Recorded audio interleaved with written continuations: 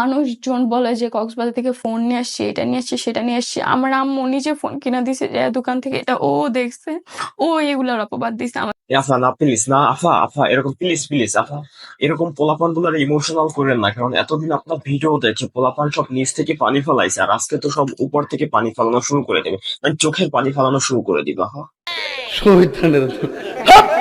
আমি 20 দিন ধরে আমার আম্মু লিটারেলি আমাকে শিকল দিয়ে বাইন্ধা রেখে দেয়, বিশ্বাস করেন।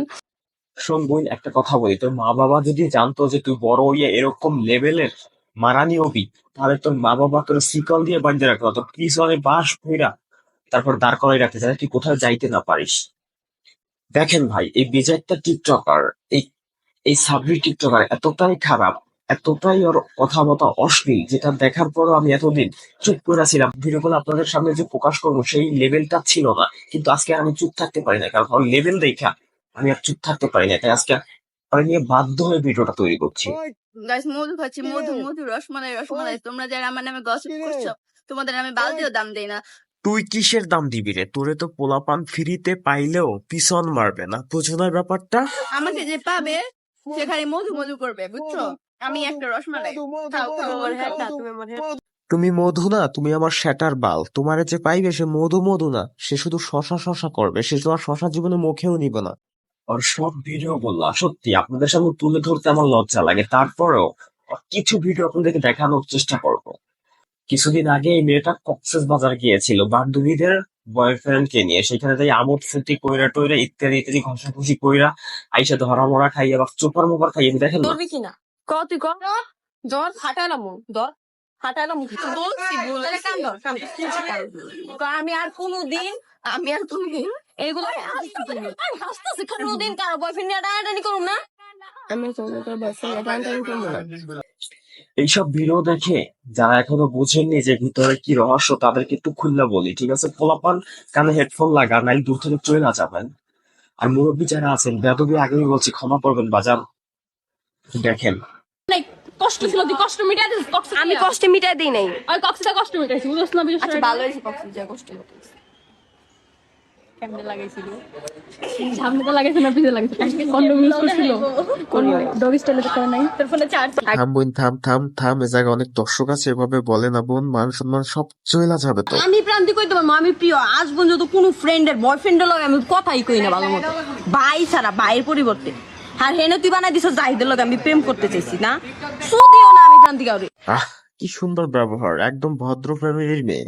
দেখছেন কি নম্র, কি ভদ্র, কি সুন্দরভাবে কথা বলে। এত ভদ্র মেয়ে আপনি এত এই সমাজে আর দেখতে পারবেন না। এই হলো আমার বর্তমান সমাজের মেয়েরা, বর্তমান ইয়াং জেনারেশন। আসলে এইসব ভিডিও দেখার পরেও কিছু বলার নেই, কারণ এদের মা বাবা যাই শিখিয়েছে সেটাই তারা শিখছে, কখনো শাসন করে নাই। মেয়ে যা খুশি তাই করছে, মেয়ে মোবাইল টিপতেছে ইত্যাদি ইত্যাদি করতেছে, কখনো সে খেয়াল করে না যে আসলে মেয়ে কি করছে। এটাই আসলে বাস্তব। আজকে যার সাথে কথা বলতে শুরু করেছি অনেক ছোট মানুষ, এত ছোট যে এখন ওর বিচার বুদ্ধির বয়সই হয় নাই। কি বলেন ভাইয়া? অনেক ছোট মানুষ, এতটাই ছোট?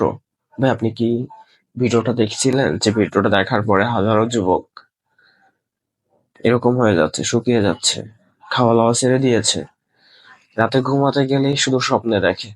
আপনি কি সেই ভিডিওটা দেখেছিলেন? আমি দেখি নাই, কমেন্ট বক্স শুধু শুনতেছি। তো চলেন ভাই, আপনি যখন ভিডিও দেখেন না, তো আপনাকে একটু ভিডিওটা দেখাবো না? না, এগুলো করা যাবে না, তো ভিডিও দেখো। মানুষজন বলে যে কক্সবাজার থেকে ফোন নিয়ে আসছি, এটা নিয়ে আসছি, সেটা নিয়ে আসছি। আমার আম্মু নিজে ফোন কিনা দিছে যে দোকান।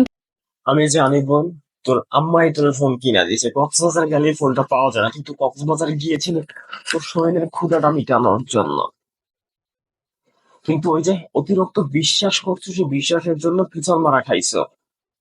তো বিশ্বাস করবন, কিন্তু ওটা লিমিট থাকা উচিত।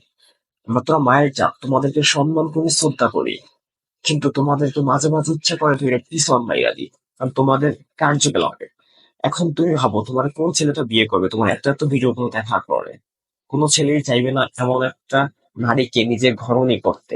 রিলেশনের কয়েকদিন পর জানতে পারি ছেলেটা হিন্দু, মানে এগুলা জানার পরে আমি ওর সাথে রিলেশনটা রাখি। আমি মানে আবার রিলেশনও গিয়েছো, ভালো কথা, তাও আবার একটা হিন্দু ছেলের। ছিল ভিডিওটা স্ক্রিন রেকর্ডিং করে রাখছে, আমি তো ভাবি নাই কখনো স্ক্রিন রেকর্ডিং করে রাখছে এগুলা। আর সেই হিন্দু ছেলেটাকে বিশ্বাস করে নিজের শরীরের সবকিছু দিয়ে দিলে, কাপড় খুলে ফেললে।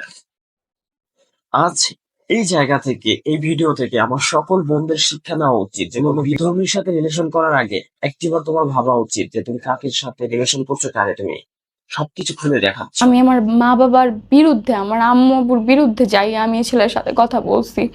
ওই ছেলে পরে এগুলো স্ক্রিন রেকর্ডিং করে রাখছে, আমি তো কখন এত ভালোবাসলে, এত বিশ্বাস করলে, সে তোমার অসম্মতিতে তোমার গোপনে তোমার ক্ষতি করার জন্য। ভাই এত ইমোশনাল হয়ে যায় না, এত ইমোশনাল হইলে কিন্তু আপনার পানি ঝরা শুরু হয়ে যাবে না, মানে আপনার চোখ থেকে পানি ঝরা শুরু হয়ে যাবে। যে ভাই আপনি একজন শিক্ষিত মানুষ হয়ে এরকম সাবরি টিকটকার যারা নোংরামি করে ভাইরাল হবে তাদেরকে আইনে যে আপনি এইসব করবেন সেটা আপনার কাছ থেকে কত আশা করি নাই। বুঝলে বুঝতে কথা, না বুঝতে চাষ কথা। আজকে ভিডিওটা এই পর্যন্ত। ভিডিওটি ভালো লাগলে অবশ্যই লাইক করবেন, শেয়ার করেন, পাশে থাকবেন। আসসালামু আলাইকুম, আল্লাহ হাফেজ।